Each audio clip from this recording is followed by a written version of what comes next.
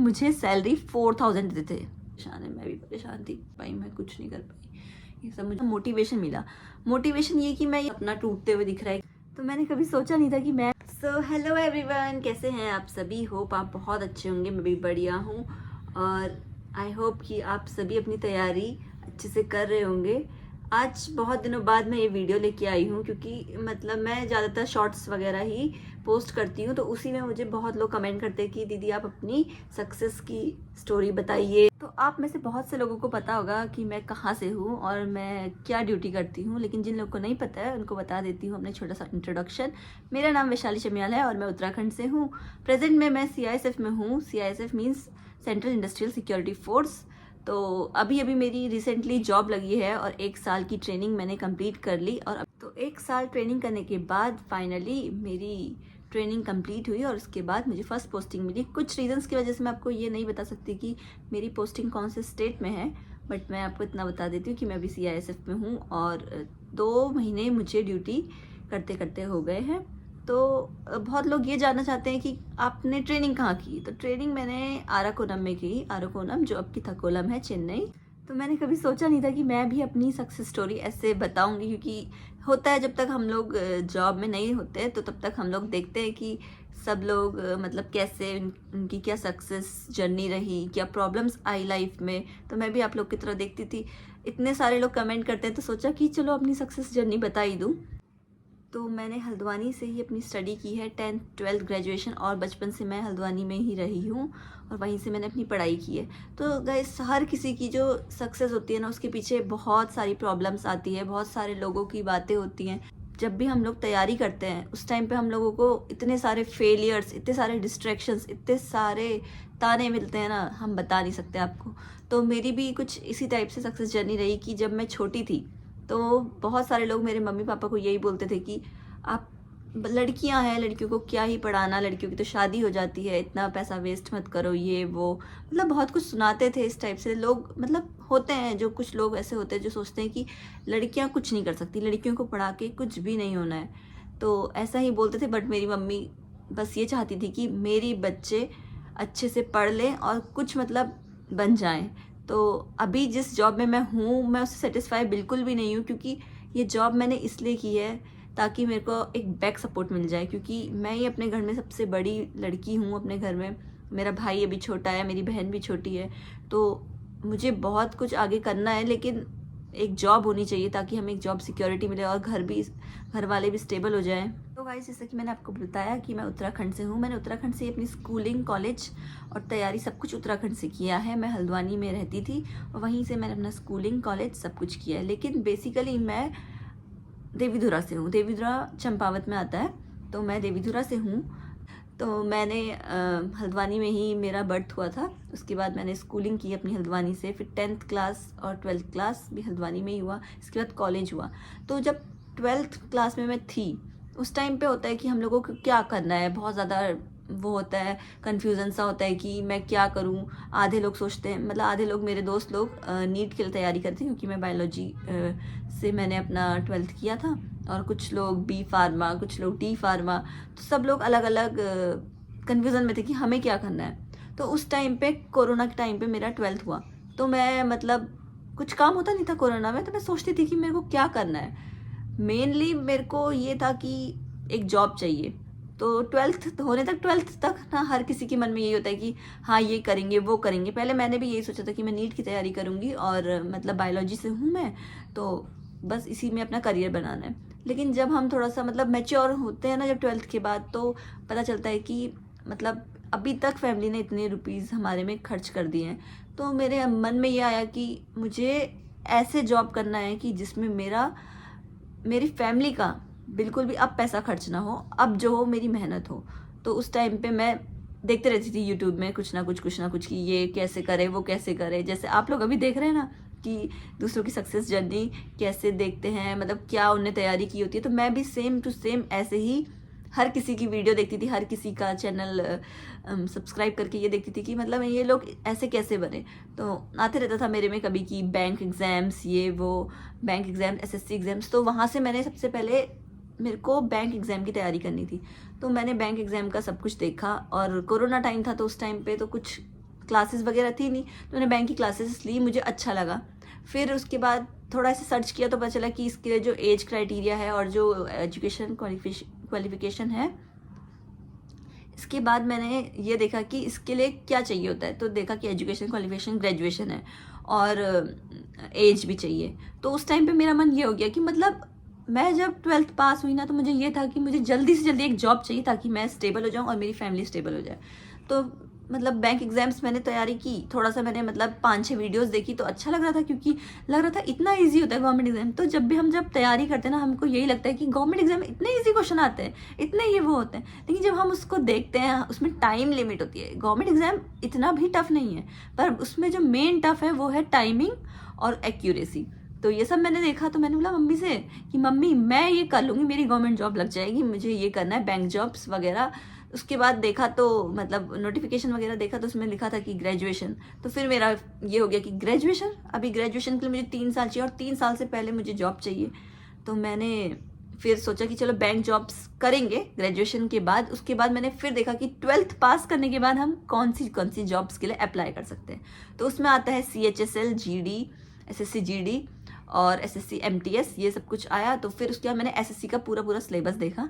SSC के पूरे syllabus में मैंने यही देखा कि अरे मैथ्स है, मैथ्स में तो ये चैप्टर हमने पढ़े हैं, percentage, profit and loss, ratio and proportion. मतलब कि उस टाइम पे ना मुझे बिल्कुल भी नॉलेज नहीं थी कि गवर्नमेंट एग्जाम्स होते क्या हैं। तो गवर्नमेंट एग्जाम्स को जब मैंने देखा कि इनका सिलेबस इजी है, मतलब जो हम लोगों ने 12th तक पढ़ा है उसी से रिलेटेड, उसमें GK GS आती है, उसमें मैथ्स आता है, रीजनिंग मतलब कि थोड़ा सा हम उसको एडवांस लेवल में सोचेंगे, इंग्लिश, हिंदी, मतलब ये सब मुझे बहुत मतलब मोटिवेट कर रहा था कि हाँ ये मैं कर सकती हूँ, हाँ मैं कर सकती हूँ। तो इसी बीच में आता है SSC GD का फॉर्म। SSC GD का जब फॉर्म आया इसी बीच में, तो मैंने उसे फिल किया कि मतलब देखते हैं कैसा होता है। उस टाइम पे मैंने अपनी जो स्कूलिंग में 12th पास किया है वो 17 ईयर में किया है। तो जैसे ही मैंने SSC का सिलेबस देखा, मुझे थोड़ा सा मोटिवेशन मिला। मोटिवेशन ये कि मैं ये कर लूँगी। सबसे ज़्यादा मेरे जो अंदर एक आग सी थी ना, वो ये थी कि मुझे अब अपनी फैमिली के पैसे बिल्कुल भी वेस्ट नहीं करने। वेस्ट इन द सेंस कि मतलब उन लोगों ने 10th 12th मतलब इतना ज़्यादा अच्छे स्कूल में पढ़ाया। मैं CBSE स्कूल से अपना हाई स्कूल और इंटरमीडिएट मैंने पास किया है। तो मतलब वो होता ही है CBSE स्कूल में, अच्छी तो पढ़ाई होती है लेकिन उसके साथ साथ फीस भी बहुत होती है। उस टाइम पे कोरोना था, तो कोरोना टाइम पे मेरे पापा, वैसे मैं आपको बता दूं, मेरे पापा के पास एक मैक्स गाड़ी है, तो वो चलाते हैं हल्द्वानी टू देवीधुरा। तो उस टाइम पे कोरोना टाइम पे इतना ज़्यादा सब कुछ बंद हो गया था कि गाड़ी भी नहीं चल रही थी। ऊपर से फिर भी मेरी फैमिली मुझसे ये बोलती थी कि तू कुछ कोर्स कर ले, हम लोन निकाल लेंगे, तू कुछ कोर्स कर ले, तू अपनी लाइफ आगे ऐसे वेस्ट मत कर कि नॉर्मली तुम MBPG हमारे हल्द्वानी का या फिर कुमाऊं यूनिवर्सिटी का सबसे बड़ा कॉलेज है। तो वहाँ पे सभी लोग आते हैं, तो मतलब देवर लाइक कि ऐसे अपनी लाइफ को कैसे तू मतलब छोड़ दे रही है, क्यों आगे ऐसे पढ़ाई नहीं कर रही है, कोई कोर्स नहीं कर रही है, कुछ ये नहीं कर रही है। तो मतलब मैं उनको यही बता थी कि मुझे गवर्नमेंट जॉब चाहिए। अंदर ही अंदर तो मेरे भी ये था कि यार सब हर कोई कर रहा है कोर्स, उनकी जॉब लग जाएगी, क्योंकि कोर्स करने के बाद थोड़ा सा जॉब हमारी जल्दी लगती है, ये मतलब लोगों का कहना होता है। तो मेरे अंदर एक डर था, लेकिन मुझे ये था कि अपनी फैमिली का अब एक भी पैसा मैं वेस्ट नहीं होने दूंगी। वेस्ट इन द सेंस कि मतलब अब नहीं, अब मैं जो करूँगी अपनी मेहनत से करूँगी। तो यही चीज़ मेरे अंदर थी। और कोरोना टाइम था तो इतना फैमिली कैसे सपोर्ट करती, क्योंकि हमारी जो फैमिली चलती थी, जो हमारा घर चलता था, वो सिर्फ एक गाड़ी से चलता था। और उस टाइम पे गाड़ियाँ ये सब कुछ मतलब इतना बंद हो गया था कोरोना की वजह से। तो मतलब देख लिया था कि फैमिली में इतनी अच्छी कंडीशन नहीं है। तो हम लोग गांव में ही थे कोरोना टाइम में। उसके बाद आते हैं हम जुलाई में, हम अपने घर वापस आ गए हल्द्वानी में। हल्द्वानी में घर नहीं है, मतलब रेंट में रहते हैं, पर अब जहाँ हम रहते हैं हम उसी को घर कहते हैं। तो मतलब मैंने अपना एडमिशन करा लिया MBPG में, फैमिली से लड़के। वो नहीं चाहती थी कि मैं MBPG कॉलेज में जाऊं, क्योंकि अच्छे स्कूल से पढ़ी है, तो चाहते थे कि हम लोन ले लेंगे पर तू कोर्स कर। पर मैंने बिल्कुल भी मना कर दिया कोर्स के लिए, नहीं करना मुझे कोर्स, मुझे सीधे और सीधे अब तैयारी करनी है। तो देखा 1-2 दिन कॉलेज गए, कॉलेज में पढ़ाई होती नहीं है, ना टीचर आते हैं ना कुछ, मतलब इतनी दूर से जाओ। मेरे घर से जहाँ हम रेंट में रहते हैं वहाँ से कॉलेज था ही 5 या 7 किलोमीटर। तो मतलब 2-4 दिन में गई, ऐसा हुआ कि नहीं यार कॉलेज जाके कुछ भी नहीं होने वाला, टाइम वेस्ट है ना, यहाँ पे अटेंडेंस लग रही है, कुछ भी नहीं। फिर उसी बीच में मैं जहाँ रहती हूँ उसी के थोड़ा सा 100 मीटर की डिस्टेंस में एक क्लिनिक है, वहाँ पे उनको एक फार्मासिस्ट चाहिए थी। तो मेरे मन में ऐसा है कि मैं ही जॉब कर लेती हूँ कुछ ना कुछ। मैंने बहुत ज़्यादा जगहों पे ट्राई किया कि मैं पार्ट टाइम जॉब करूँगी और अपनी पढ़ाई करूँगी। कॉलेज का तो ऐसा होता है कि हम लोग लास्ट दिन भी पढ़ लेंगे तो हम लोग पास हो जाएंगे। तो मैंने यही देखा कि कुछ ना कुछ जॉब करनी है, इधर उधर मतलब 5-6 दिन तक मैं ऐसे घूमते रही। कभी किसी मॉल में जा रही हूँ तो कभी किसी, उस टाइम पे मतलब मेरे अंदर ये था कि मैं ये नहीं सोची थी कि मुझे करना क्या है। मुझे ये है कि मुझे अपनी फैमिली को सपोर्ट करना है और उसके साथ साथ पढ़ाई करनी है। कहीं भी मैं जॉब कर लूँगी।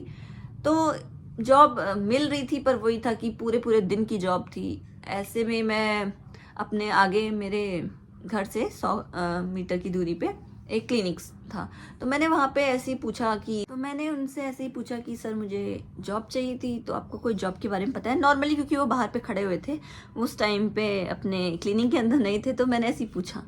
तो उन्होंने बोला कि हाँ जॉब तो है, लेकिन आपने कोर्स किया है फार्मासिस्ट का? तो मैंने बोला नहीं सर, मैंने तो बी फार्मा डी फार्मा कुछ नहीं किया। तो फिर मैंने बोला कि सर जॉब क्या है? तो उन्होंने बोला कि यहाँ पे बैठ के दवाइयाँ आपको सेल करनी है, उसकी आपको नॉलेज होनी चाहिए। मुझे इस टाइप की नॉलेज कुछ भी नहीं थी, मैंने सोचा भी नहीं था कि मैं कभी मतलब ऐसे फार्मासिस्ट बन जाऊंगी मींस फेक फार्मासिस्ट। तो उन्होंने बोला कि ठीक है, आ जाओ, आप आ जाओ, मैं आपको सिखा दूंगा, नहीं सीख पाओगे तो फिर उसके बाद आपको जाना पड़ेगा। तो मैंने बोला ठीक है सर, क्योंकि टाइम पास हो रहा था। वहाँ के टाइमिंग थे 9 बजे से 1 बजे तक, ओके। उसके बाद था 4 बजे से 8 बजे तक। तो इसमें मेरे पास कुछ ना कुछ टाइम बच रहा था। मुझे लगा कि मेरे को अपनी पढ़ाई करने का टाइम तो मिल ही जाएगा, और ठीक है मतलब घर के पास है। तो उनने उस टाइम पे मुझे सैलरी 4000 देते थे। 8 घंटे ड्यूटी तो थी, पर सैलरी 4000, क्योंकि मुझे कुछ भी नहीं आता था दवाइयों के बारे में। तो मेरे अंदर मतलब यही था कि कहीं जॉब मिली तो है, कहीं ये जॉब भी ना चले जाइए। वो तो मैं फटाफट मतलब सीखती थी सारी चीज़ें। मतलब वो सेल करते थे जब भी दवाई स्टार्टिंग में, तो मैं उनको देख के ठीक है उस दवाई का नाम याद करके ऐसे करके मतलब विद इन 10 to 15 डेज मुझे दवाइयाँ याद हो गई और मुझे सब कुछ समझ में आने लग गया। तो वो भी खुद ये बोलते थे कि तुमने इतनी जल्दी कैसे सीख लिया, मतलब कोर्स वाले भी बहुत टाइम लगाते हैं सारी चीज़ें सीखने में। तो बोल रहे थे ठीक है अब तुम यहाँ पे आ जाना अच्छे से।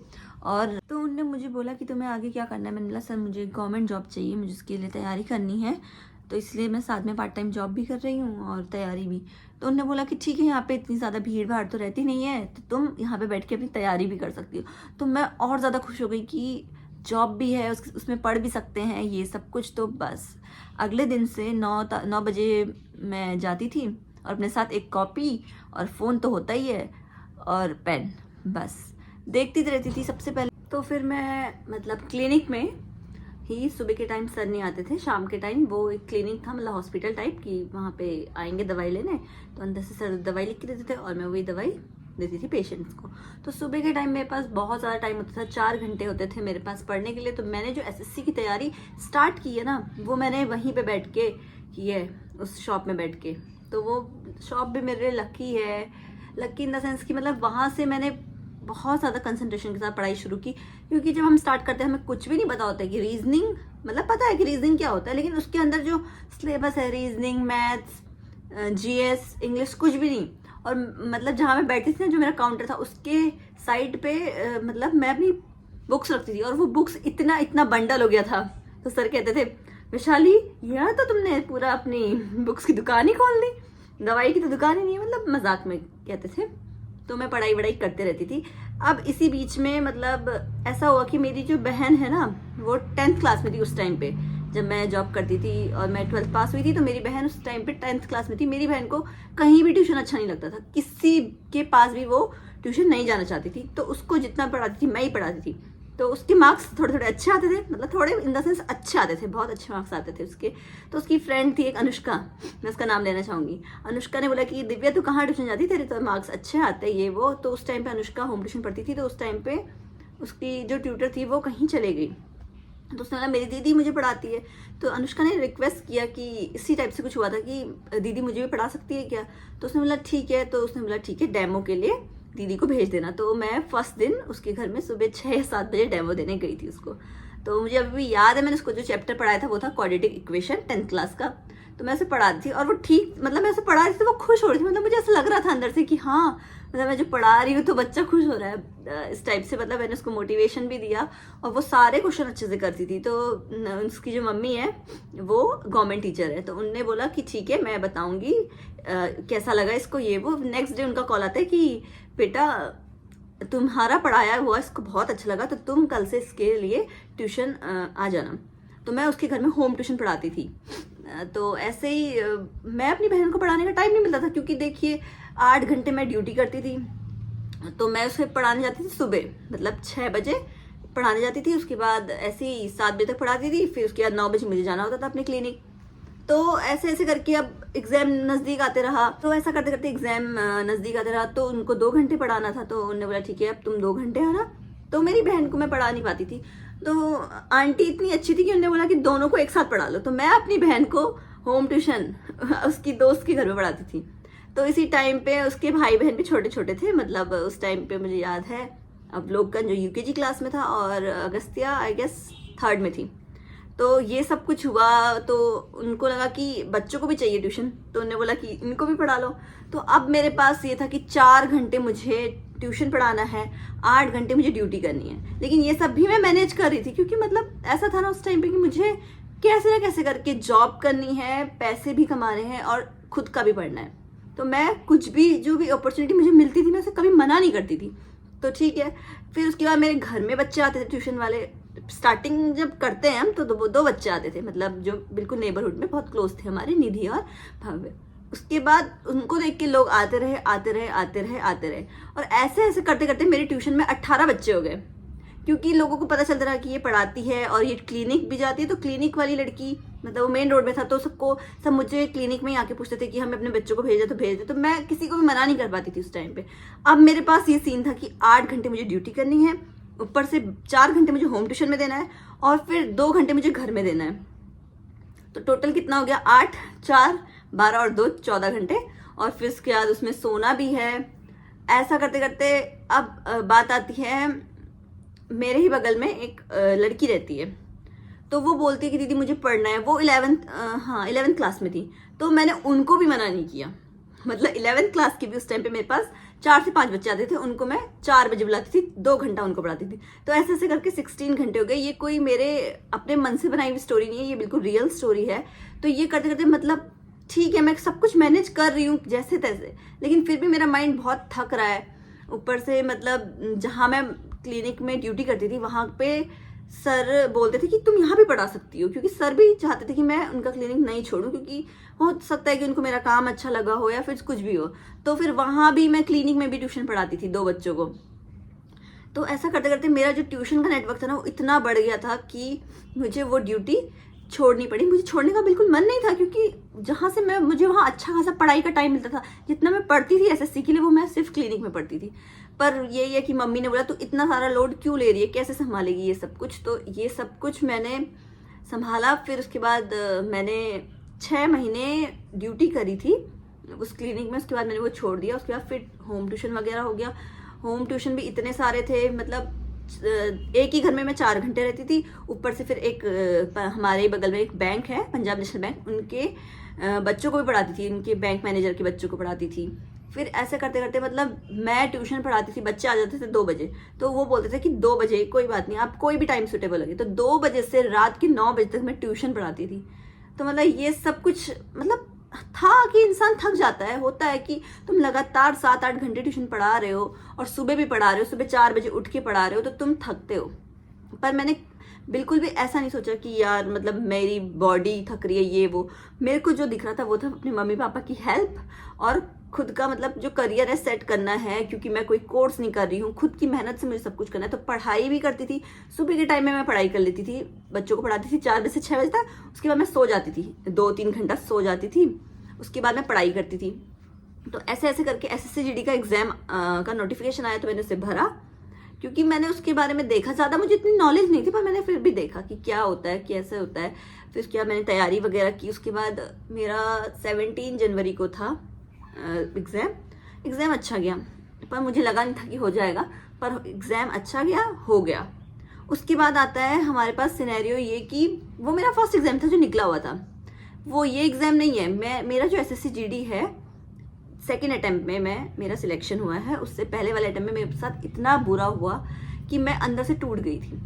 मतलब रिजल्ट आया ऐसी ही, मुझे याद आ रहा है, मतलब रिजल्ट, हाँ अप्रैल में रिजल्ट आया था, मुझे याद है अप्रैल में रिजल्ट आया था, 10 अप्रैल या फिर 5 या 6 ऐसी कुछ डेट थी, इसमें रिजल्ट आया। और वो भर्ती जो होती है ना, मतलब होती है ना फास्ट भर्ती, तो उसमें आ गया एडमिट कार्ड में कि एडमिट कार्ड या फिर नोटिफिकेशन आ गई 24 से तुम लोगों के फिजिकल है, और एडमिट कार्ड भी आ गया, मुझे याद है। तो ये सब कुछ हुआ। अब मुझे ये हो गया कि मैंने अपनी लाइफ में रनिंग कभी नहीं की है, तो मैं कैसे 15 दिन में ये सब कुछ करूं। पर अंदर से ना हिम्मत होनी चाहिए, तो मैंने सोचा कि हाँ मैं कर लूंगी। स्टार्टिंग दिन में मैं आपको बता रही हूँ, मेरा जो टाइमिंग था वो था ऐसे ही कुछ 10 या 11 मिनट, क्योंकि आज तक मैंने कभी 500 मीटर नहीं दौड़ा, तो मैं 1600 मीटर कैसे दौड़ू, पर मैंने पूरा दौड़ा। 11 मिनट आया, फिर डर लगने लगता है अंदर से, कैसे होगा, क्या होगा, 15 दिन है ये वो। सो मतलब फिर मैं दौड़ती रही, सुबह शाम दौड़ती थी। और मुझे इतना ज़्यादा मतलब अंदर से होता था कि मेरे को सिलेक्शन चाहिए, बस सिलेक्शन चाहिए। तो मैं, पता है आप लोगों को, मतलब बताते थे वहाँ पे कि 9-10 बजे भी दौड़ाते, तो मैं 9-10 बजे भी दौड़ने चले जाती थी। मेरी मम्मी कहती थी लोग क्या बोलेंगे, तुझे पागल हो गई है ये लड़की, कितना दौड़ती है। मैंने बोला मम्मी मुझे सिलेक्शन चाहिए बस। फिर इसी बीच में मेरे फर्स्ट ईयर के एग्ज़ाम थे, फर्स्ट ईयर के एग्ज़ाम की मेरी डेट शीट आ गई, और मेरा जिस दिन फिजिकल था उसी दिन मेरा एग्ज़ाम था। तो अब मैं क्या करूं, मुझे कुछ समझ में नहीं आ रहा है कि मैं क्या करूं। फिर मैंने ये सोचा कि कोई बात नहीं, कॉलेज का एग्ज़ाम नहीं दूंगी, उसको जब बैक का फॉर्म भरेंगे तब मैं दे दूंगी। तो फिर उसके बाद थोड़े ही टाइम बाद, 1-2 दिन बाद फिर से एक नोटिफिकेशन आता है कि अब जो है SSC GD के फिजिकल है वो पोस्टपोन हो गए, वो 1 मई से होंगे। तो 1 मई से होंगे, तो इसमें मेरे पास इतना प्लस पॉइंट था कि अब मेरा जो फिजिकल है वो और आगे खिसक गया। पहले 24 अप्रैल से था, तो अब 1 मई से था, और 12 मई को मेरा एग्जाम सारे खत्म थे कॉलेज के, और 13 मई को मेरा फिजिकल था। तो ये था कि ना मेरा कॉलेज का एग्जाम छूट रहा है और फिजिकल मैं दे सकती हूँ। तो मतलब मैंने अपनी तैयारी बिल्कुल ऐसी कर दी कि इतना दौड़ती थी, मेरा टाइमिंग इतना इंक्रीज था, मतलब कि क्या बताऊँ मैं आपको, 10-11 मिनट क्या होते हैं और आपको चाहिए 8.5 मिनट। मैं इतना दौड़ती थी, तो मतलब 5-6 दिन में, मतलब होता है हम जब फर्स्ट टाइम दौड़ते हैं तो पैरों में दर्द होता है, पर मेरे को ये सब कुछ फील नहीं होता था उस टाइम पे। मैं ट्यूशन भी पढ़ाती थी, मैं दौड़ती भी थी, मतलब मैं सब कुछ करती थी, मुझे कुछ फील नहीं होता था। पता नहीं क्यों अंदर से एक ऐसी स्पिरिट थी कि मुझे अंदर से शक्ति देती थी कि तू कर लेगी, तुझे बिल्कुल थकना नहीं है। तो ऐसे करते करते मेरा जो टाइम आया, एक बार आ गया 8.5 मिनट। तो मैं खुश हो गई कि 8.5 मिनट ही तो चाहिए, मुझे आ गया। पर मेरे को फिर एक डर लगता है ना अंदर से कि यार यहाँ तो आ गया, वहां नहीं आ पाया तो मैं कैसे दौड़ूंगी, मुझे ये हो जाएगा। तो ऐसा वैसा करते करते फिर मैंने फिर से मतलब 8.5 मिनट को और रिड्यूस कर करके जिस दिन मेरा फिजिकल था उससे 2 दिन पहले मैंने जब टाइमिंग लगाई तो मेरी टाइमिंग आई 7 मिनट। और इतना ज़्यादा खुशी हुई ना, फिर भी अंदर से डर, क्योंकि मैं आपको बता रही हूँ, अभी तो मैं आपको अपनी सक्सेस स्टोरी बता रही हूँ, आपको लग रहा होगा ये पॉजिटिव गल है, पर मैं बहुत ज़्यादा नेगेटिव माइंडेड हूँ, बहुत ज़्यादा नेगेटिव। इतनी ओवर थिंकिंग करती हूँ मैं कि मुझे ऐसा लगता था कि 7 मिनट यहाँ आ गया, वहाँ नहीं आया तो मैं नहीं दौड़ पाई, तो मेरा ये हो गया तो वो हो गया। तो ठीक है, अब मेरे कॉलेज एग्जाम खत्म हो गए, कॉलेज का भी पढ़ना है, बच्चों को भी पढ़ाना है, खुद भी दौड़ना है, ये सब कुछ मैं कर रही थी। उसके बाद 12 तारीख को मैं एक लास्ट बार दौड़ने गई, और वहाँ पे मेरा सामने से एक बैल आ रहा था, तो मैं रनिंग कर रही थी, तो मेरे को अपना टाइमिंग था कि मेरे को टाइमिंग लगाना है क्योंकि आज की लास्ट रनिंग है। तो मैंने क्या किया कि वो जो बैल आ रहा है रोड में, मैं लोगों के घर के जो आगे पे वरांडे के आगे पे, मतलब ऐसा होता है ना स्लोप जैसा जिसमें गाड़ी चढ़ती है, तो मैं ऐसे ऐसे मुड़ के चले गई इसमें। तो वहां पे मेरा पैर ट्विस्ट हो गया, और इतना दर्द, मैं चल भी नहीं पा रही हूँ। फिर उसके बाद पापा ने गर्म पट्टी वगैरह लाए, ये वो करा, ये वो, सो बहुत दर्द हो रहा है मेरे को, अगले दिन दौड़ना है। मतलब मेरे अंदर ऐसा हो गया कि क्यों भगवान मेरे साथ ऐसा कर रहे हैं, मुझे ये जॉब चाहिए, मेरे परिवार को इसकी ज़रूरत है। लेकिन बस ये सब कुछ हुआ, फिर भी मैंने हार नहीं मानी। मैंने बोला कि लंगड़ा के दौड़ लूँगी, पर मेरे को ये रनिंग क्लियर करनी है। 8.5 मिनट का टाइम दे दे, तो 7 मिनट यहाँ आ गया, लंगड़ा के भी करूँगी तो हो जाएगा, ठीक है। तो मैं फर्स्ट लड़की थी जो उस सेंटर में सुबह एंट्री लेने वाली थी। पर उस टाइम पे मतलब वहाँ पे ऐसा होता है ना, बायोमेट्रिक लगाते हैं, हम मैच करते हैं, फोटो वगैरह, साइन और ये थंब। तो मेरा थंब मैंने लगाया और वो लगा नहीं, तो उन्होंने सोचा कि होता है। तो 10 बार उन्होंने ट्राई किया, उन्होंने मुझे साइड बैठा दिया कि अभी और लोगों को भी एंट्री देनी है। फिर उसके बाद 10 लड़कियों को उन्होंने कराया, फिर उन्होंने मेरा ट्राई किया, फिर 10 बार ट्राई किया, नहीं हुआ, फिर साइड बैठा दिया। ऐसे करते करते मैं सबसे फर्स्ट लड़की जो थी एंटर करने वाली उस फिजिकल सेंटर में, सबसे लास्ट बन के रह गई, क्योंकि मेरा तो लग नहीं रहा है और बाकी लोगों का तो लग रहा है ना, क्योंकि मैं अकेली एक लड़की जिसका फिंगरप्रिंट वहाँ पे नहीं लग रहा है। तो उनने सिर्फ ऐसा बोला कि नहीं होगा, इनको भेज दो। तो मेरे आंखों से जो आंसू थे ना वो बिल्कुल रुके नहीं। मुझे ऐसा लगा कि यार मेरे पापा इतनी देर से बाहर वेट कर रहे, अगर मैं मतलब फेल हो जाती, मान लिया मैं फेल हो जाती रनिंग में, तो मुझे इतना दुख नहीं होता, पर मैं रनिंग ही नहीं करूंगी और मैं बाहर चले जाऊंगी तो मैं कैसे फेस करूंगी। मेरा मन इतना ज्यादा मतलब परेशान हो गया, मैं रो रही हूँ। तो उन्होंने बोला मैडम आप इंतजार करिए। इतना परेशान हो गई कि मैं क्या करूं, मेरे पापा बाहर वेट कर रहे हैं मेरा, मैं उनको क्या बोलूंगी कि मैंने रनिंग ही नहीं की। अगर मैं फेल हो जाती रनिंग में तो मुझे कोई भी प्रॉब्लम नहीं थी, क्योंकि हाँ वो मेरी गलती है, लेकिन यहाँ पे मेरा फिंगरप्रिंट नहीं लग रहा है और ये मुझे रनिंग नहीं करा रहे। सब लड़कियों की रनिंग हो गई, एक अकेली मैं बची हुई हूँ। तो उन्होंने बोला कि आप टेंशन मत लो, आपकी रनिंग करवाएंगे। हम बोले इनको भेज दीजिए रनिंग के लिए। तो बिना मेरा फिंगरप्रिंट मैच कराए उन लोगों ने मुझे रनिंग करवाई, वो भी 9 बजे या 10 बज रहा था या 11 बज रहा था, टाइम मेरे पास नहीं था। लेकिन मुझे इतना याद है कि हाँ वो 10:30 बज रहा था या 11 बज रहा था। मुझे अकेले रनिंग कराई, अकेले मतलब मैं अंदर से इतना ज़्यादा मुझे ये था कि मुझे रनिंग निकालनी है, इतनी ज़्यादा धूप मई में। और फिर उसके बाद मैंने रनिंग की और मेरी रनिंग क्वालिफाई हो गई। 7 मिनट 27 सेकंड में मैंने अपनी रनिंग क्लियर कर दी। तो मतलब ये था अंदर से हाँ अब हो गया, कोई बात नहीं, सुबह से मेरा नहीं हो रहा था। 11 बजे मुझे अकेले रनिंग कराई, क्योंकि मैंने रनिंग तो पास की। फिर उसके बाद सब लड़कियों को साइड बिठा दिया और मुझे अकेले 70 पेजेस का फॉर्म भरवाया कि मैं वो लड़की हूँ जिसने ये एग्जाम दिया था, मैं वो लड़की हूँ जिसने ये SSC की साइड में फॉर्म भरा था, मैं वही लड़की हूँ जिसे आज तक कोई भी एग्जाम से डिसमिस नहीं किया है। तो मेरे को लगा कि ये सब क्यों हो रहा है, जैसे फॉरेंसिक लैब में हमारे हाथों की 10 उंगलियों की छाप लेते ना, वैसे ही उनने मेरे लिया। तो ये सब कुछ हुआ, पर अंदर से खुशी थी कि हाँ मैंने अब तो फिजिकल में नहीं करना है, तो मेडिकल ही बचा है, मेडिकल में मैं तो कुछ प्रॉब्लम है नहीं। तो फिर उसके बाद मैं खुशी आई अपनी फैमिली से, बोला कि मैंने रनिंग पास कर ली मम्मी, ये वो। और उसके बाद जैसे ही मैंने सोचा कि मैं थोड़ा रेस्ट करती हूँ, तो उससे पहले मैंने सोचा कि एक बार देख लेती हूँ कि इससे मेरी कोई दिक्कत तो नहीं होगी फिंगरप्रिंट मिसमैच से। तो वहाँ पे देखते हैं कि जिनका फिंगरप्रिंट मिसमैच होता है उन लोगों की ज्वाइनिंग नहीं आती 2 साल 3 साल। तो वहाँ पे मैं टूट गई, मतलब इतनी ज़्यादा रनिंग, इतना ज़्यादा हेक्टिक डे था वो, मैं आराम करने के बजाय फिर रोने लगी। और मतलब मैं इस टाइप की थी कि हाँ मैं बहुत ज़्यादा टेंशन लेती हूँ और अभी तक लेती हूँ। तो फिर मेरी मम्मी ने बोला कि जो होगा वैशाली देख लेंगे, क्यों इतना परेशान हो रही है, तू अभी तेरी एज ही क्या है। उस टाइम पे मैं 18 ईयर या फिर 18 ईयर 7 मंथ्स इसी टाइप की थी। तो उन्होंने बोला क्यों इतना परेशान हो रही है, कोई तो जॉब तेरे लिए होगी।